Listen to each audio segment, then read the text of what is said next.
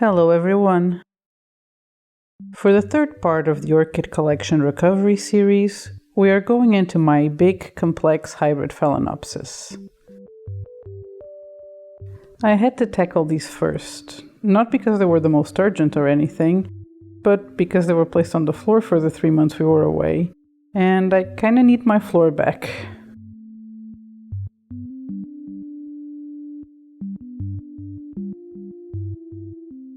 So here I am going through them one by one and checking who needs me to do something more than just place them back on the shelves. And at the same time I'm taking this opportunity to cut any dried up old flower spikes, remove any yellow leaves, because the floor is already gross, I might as well clean them up here. While I was checking them out, I see that most of them look pretty okay, and most were repotted less than a year ago, so I'm going to leave them alone for now. This wouldn't be the best time to repot them either way, unless they really needed it. I also have some complex hybrid mini Phals, and I think with those the story is a bit different. They're really not looking that great. After cleaning up the floor, of course, I got right into the ones that needed some help.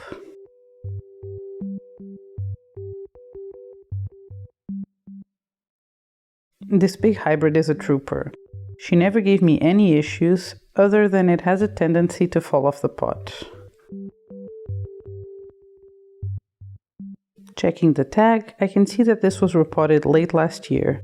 And here she is, one bump away from joining the Olympic dive team. So I'm gonna pull her in really quick.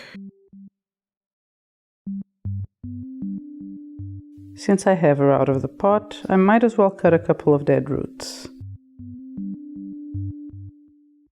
She has created so many new roots these past few months that it would be hard to pull them all in the pot, so I'm leaving some as aerial roots.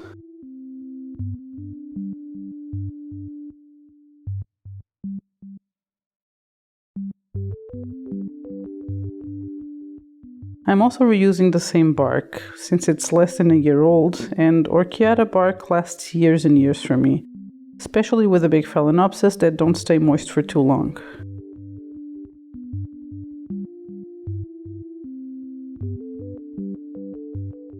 And there she is. I'm sure she'll be trying to jump off the pot again next year.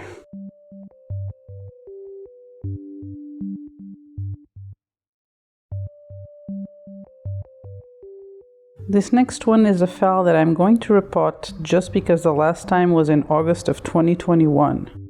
So she's more than due for one.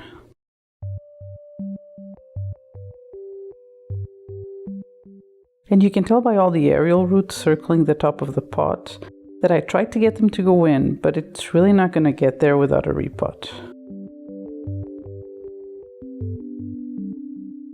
This whole substrate still smells really good though, and it's not getting mushy or anything. Hooray for good quality bark!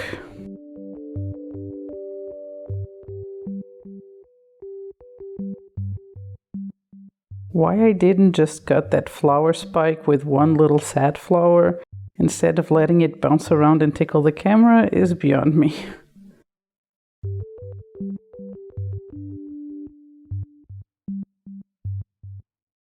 I am carefully looking at each root, because some of them don't look too good anymore, and I would rather cut those out and leave room in the pot for new ones. In the past I've made the mistake of keeping any root that isn't mushy. And then I had to up the pot size a lot, and then a lot of the roots would die, and I'd have to repot again.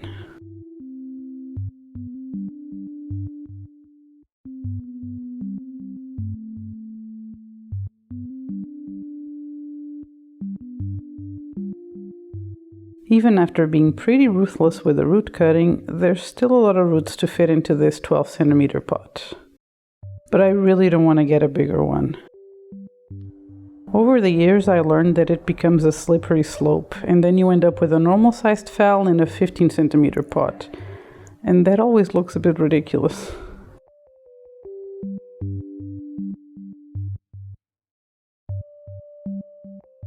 A trick I like to use is to tidy the roots in a neat little ball while the plant is turned upside down, and then lower the pot into it to make sure that gravity doesn't undo the root ball and make them not fit again.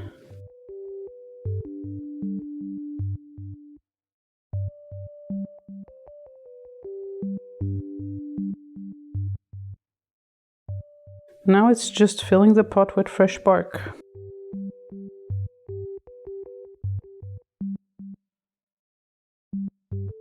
Some of the new roots still didn't completely fit, but the growing point is inside the pot and that's what matters.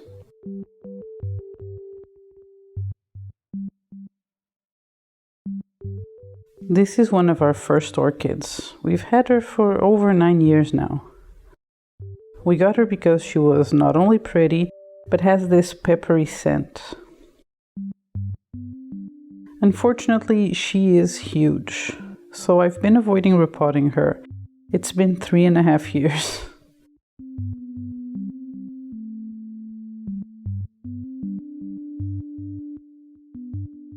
Even though the plant is huge, and it's actually 2 plants because at some point it made a keiki, the roots aren't huge themselves. But there's still some roots that need to go, and some leaves that have seen better days that I can remove.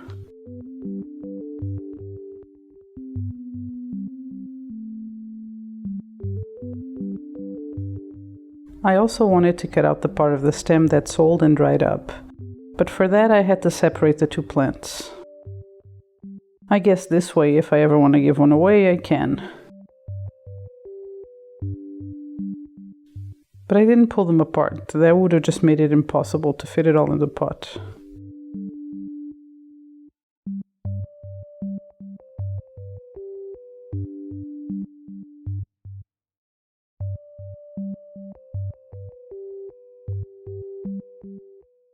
It was hard enough as it is to fit all the roots back in, but also because I kept the same size pot again.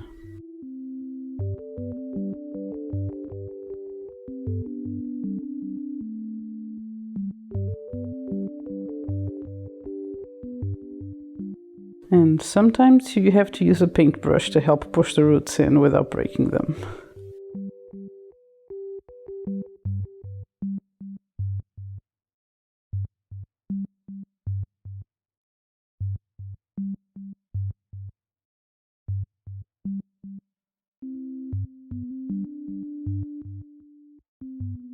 I've been writing the repot date on the tags since I started collecting orchids, along with basic notes about their care, and I find it really handy.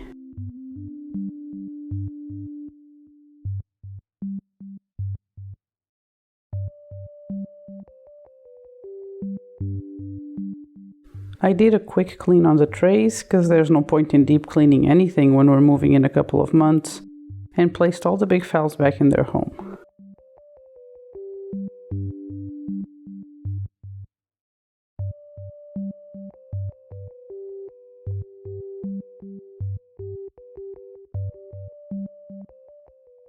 It's now a little bit later in the season, and I finally got some time to address the mini Phals as well. They definitely look like they need some TLC, but with it being spiking season now, I'm only repotting the ones that really need it. I pull them all off the shelves and I'm gonna assess them one by one.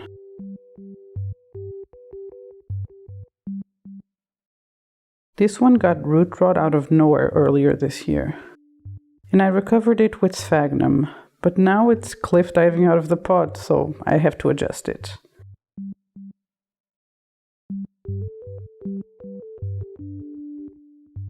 And just my luck, it already has new root tips peeking under the pot.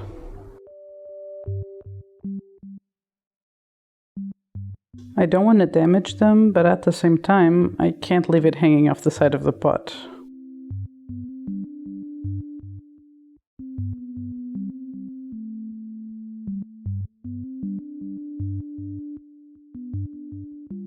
I want to cut off all the roots that are dead. And I also want to trim this long dried up stem, so this old but still alive root has to go.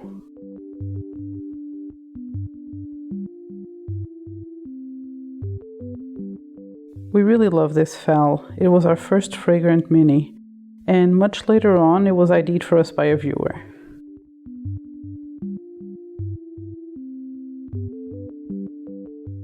This bark is still fine, so I'm reusing it. And I also like that like this, I don't have to peel the bark off these new fragile roots.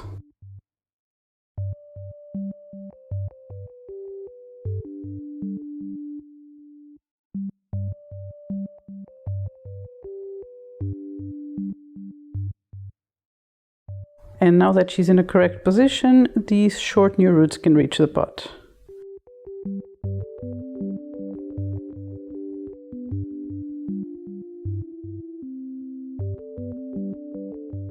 Our Jiaho pink girl could definitely use a repot, but it is starting to spike. I really don't want to mess with the root system of any of the ones that already have spikes, because then the plant won't focus on growing new roots, and that's just a recipe for disaster. So this one I'm just trimming the dried up flower spikes, and I'm going to repot it as soon as possible.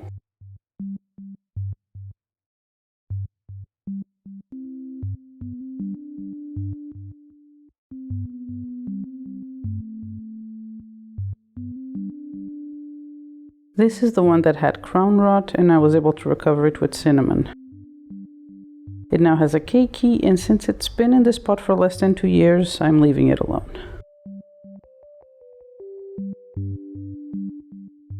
There's no tag in this pot. I guess I'll have to go through my orchid files and figure out by exclusion which one this is.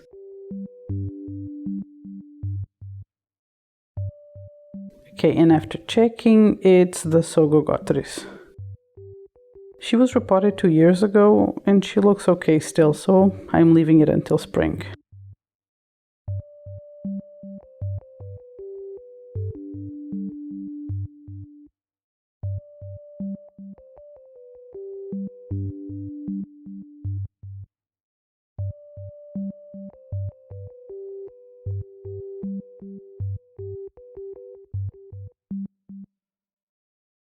Lastly, we have our Sogo Vivien.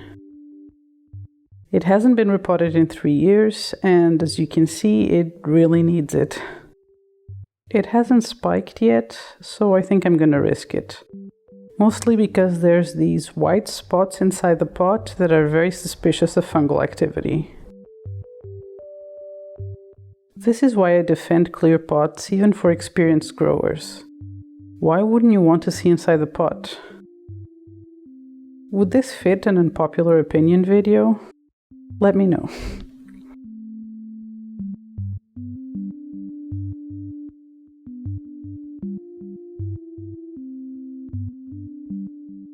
Now, I have an issue here, which is to get rid of all the roots that are at least partially dead, I'd have to unravel this root ball. And then I'm really gonna suffer to get it back into a pot that isn't gigantic.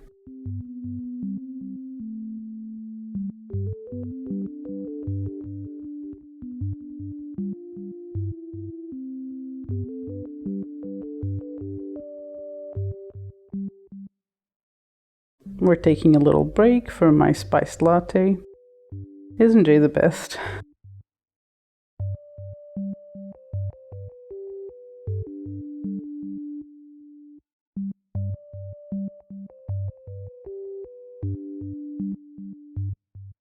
After I got rid of all the dead roots, I'm looking for a few more ugly looking ones to cut, just so I have an easier time fitting it into a pot. This is not a big phal, I don't want it looking ridiculous in a huge pot.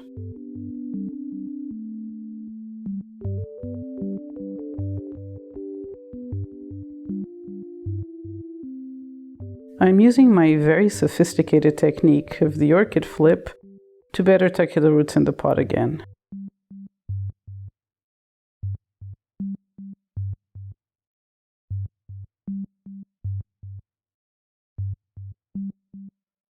I'm mostly concerned about getting those new growing root tips in the pot and undamaged.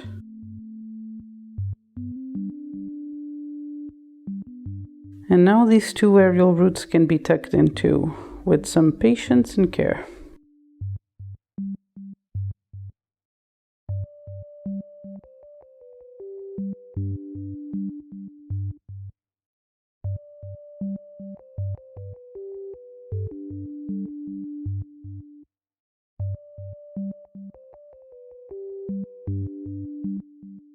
And again, I know I said I wasn't going to clean anything until the move, but this tray was just a little too dirty.